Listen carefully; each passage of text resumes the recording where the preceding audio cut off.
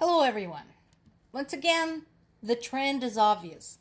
Zelensky is not spouting any particular, tremendously revealing truth here. He is just stating the obvious fact. This is something anyone who has been paying attention knows. This is one that people of Ukraine know. Yes, this is all bullshit. Just like Trump is trying to do anything and everything to distract the public from the Epstein files, Russia is trying to do anything and everything to distract everyone from the fact that they're trying to accumulate more troops, more weapons, etc.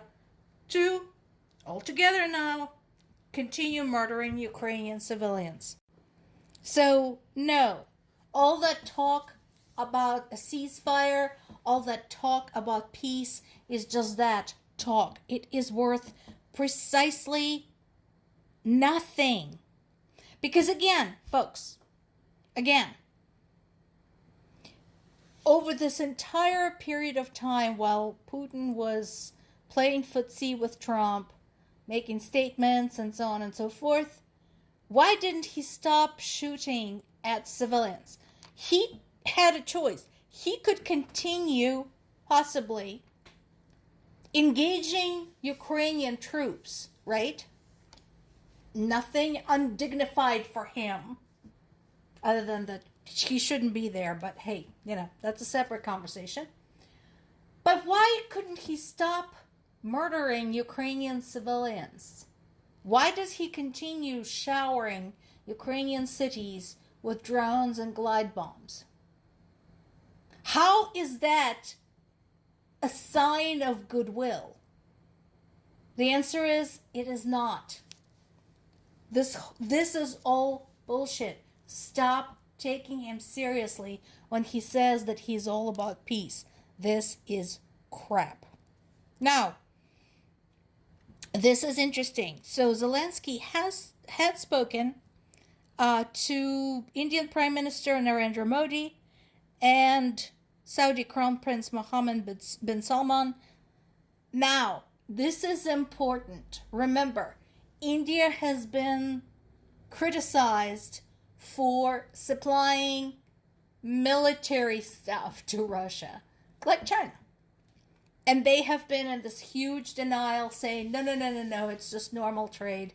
Guys, when you're supplying explosives components to an explosives factory, hello, read the address, to a country that is waging war against another country, it doesn't take that much to figure this out. This is not complicated.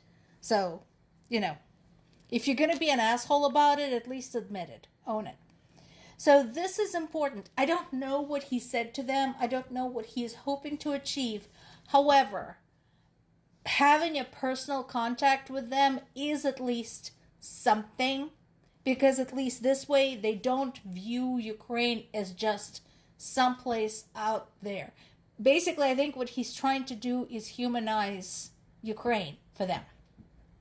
It's one thing when you hear somebody's name and so on. It's another thing when this is somebody you've actually spoken to personally.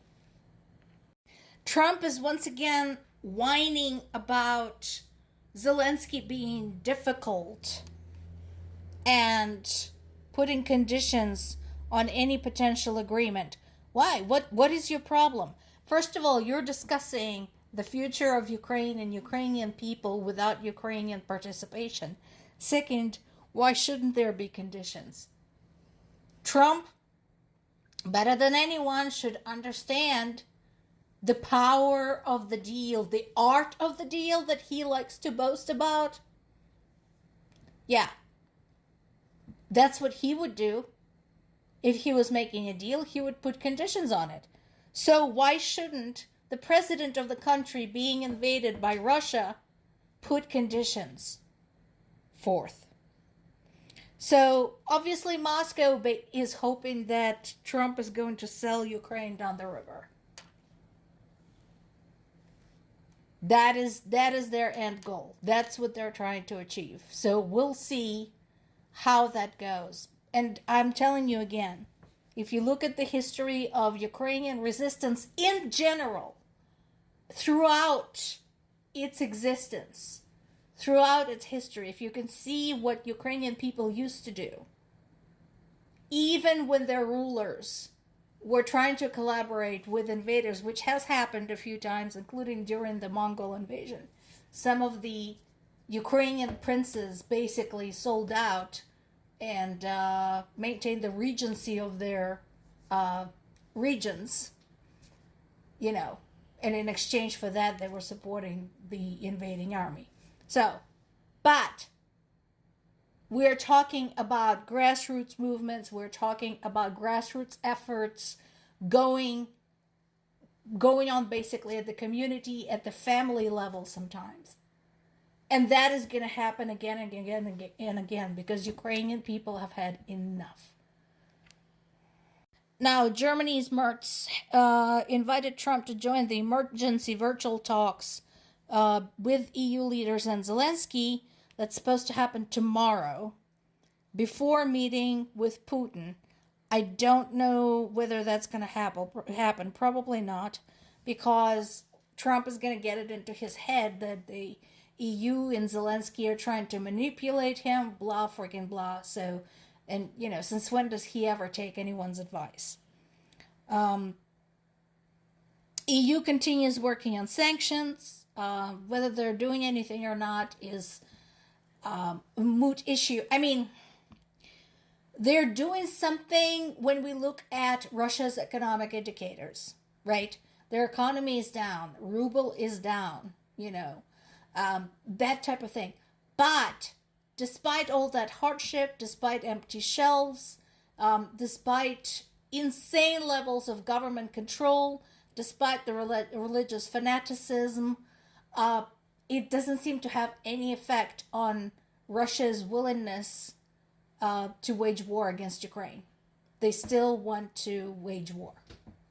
And they're still issuing inflammatory statements, including those to basically engage in acts of genocide against Ukrainian people. Ukraine had liberated some small settlements in the Sumy region. This is what I was talking about yesterday when we mentioned, you know, there's a lot of back and forth right along the front lines. So yesterday there was a report that Russians may have breached Ukraine's defenses in the Donetsk region. Today there is news that Ukrainians have retaken some of the villages in the Sumy region. That is going to happen. That kind of thing has been happening pretty much ever since the first major Ukrainian counteroffensive. So that is just the reality of this war. And this is very important news. The captain and two officers of a ship believed to belong to Russia's so-called Shadow Fleet have been charged with sabotage for cutting 5 Baltic Sea cables in December. This is coming from Finland, from the Finnish prosecutors. So, the oil tanker is registered to Cook Islands. And what they're accused of is dragging the anchor along the seabed for something like 56 miles, damaging 5 undersea cables in the Gulf of Finland. So not only are they illegally transporting Russian oil, they are engaging in potentially acts of terrorism on Russia's behalf. Ukrainian army is also working on patch up that hole in defenses in the Donetsk region near Dobropilya.